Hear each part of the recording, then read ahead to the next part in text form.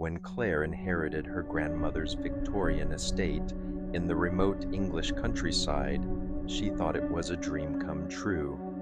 She was a 27-year-old artist, tired of city life and its endless noise. The mansion was massive but aging, with ivy crawling over its gray stones and cracked windows whispering of forgotten stories. What intrigued her most was a sealed room on the third floor, the reflection room, as her grandmother had always called it. Her grandmother used to say, "Never open that room unless you want to lose more than your mind."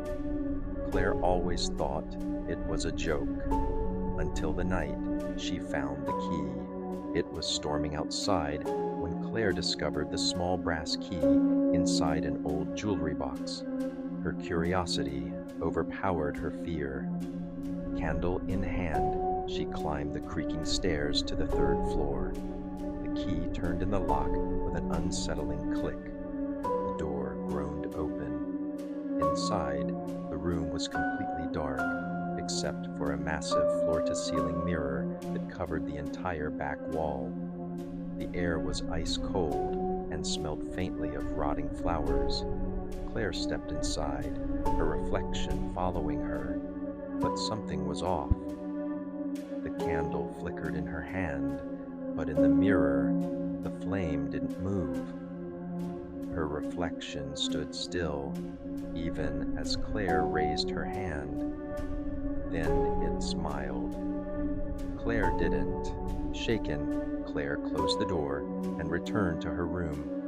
She told herself it was just a trick of the light, stress, imagination.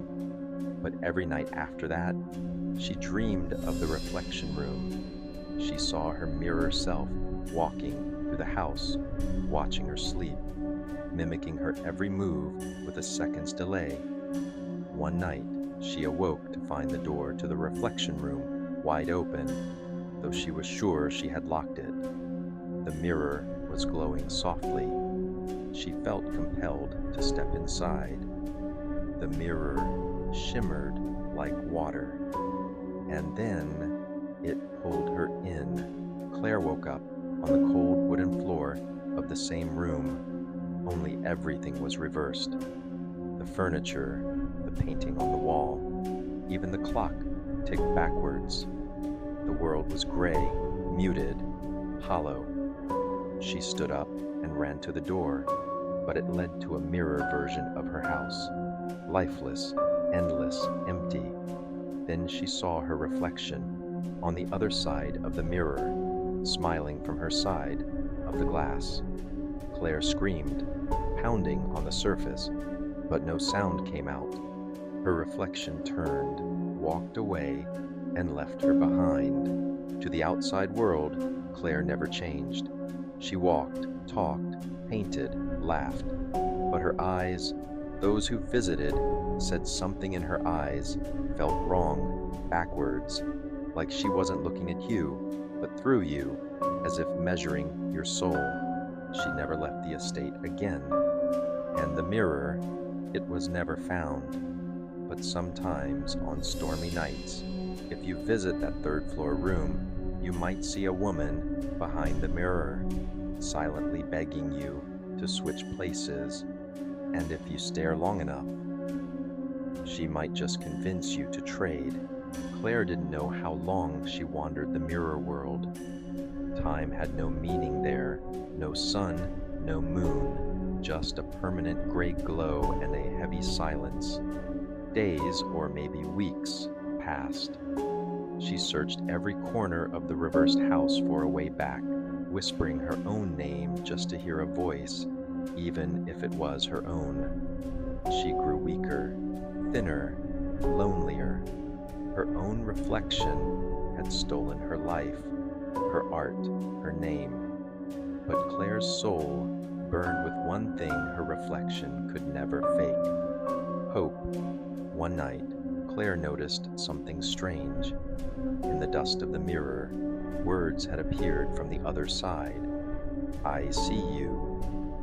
You are not alone." At first, she thought it was a trick of the glass, but the messages grew clearer, drawn in charcoal, paint, and eventually ink.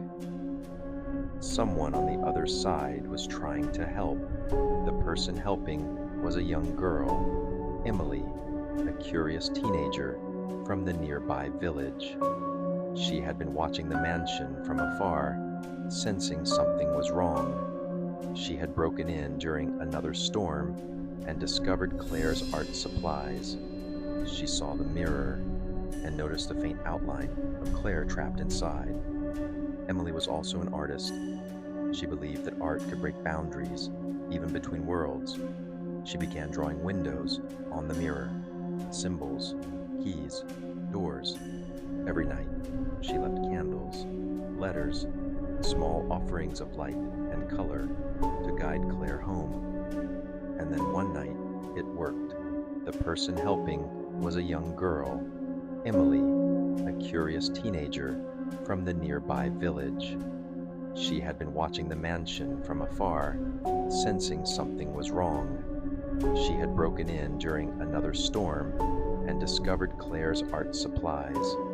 She saw the mirror and noticed a faint outline of Claire trapped inside. Emily was also an artist. She believed that art could break boundaries, even between worlds. She began drawing windows on the mirror, symbols, keys, doors. Every night, she left candles, letters, small offerings of light and color to guide Claire home. And then one night, it worked. Claire awoke on the cold wooden floor, breathless and real. The fake version was gone, trapped now in the mirror world. Her smile finally vanished. The mansion was no longer silent. Wind rustled the curtains. Birds sang outside. Claire hugged Emily tightly. Tears streamed down her face. "Thank you," she whispered, "for reminding me who I am." Claire stayed in the mansion, but not alone. She turned the reflection room into a studio, filled it with paintings of mirrors, of windows, of Emily. She sealed the real mirror behind stone and ivy, so no one could fall in again. And though the nightmares faded, Claire never forgot. Sometimes she'd glance at a puddle or a piece of glass and see a shadow watching, but she'd smile now, because she knew it's just a reflection, and she is real.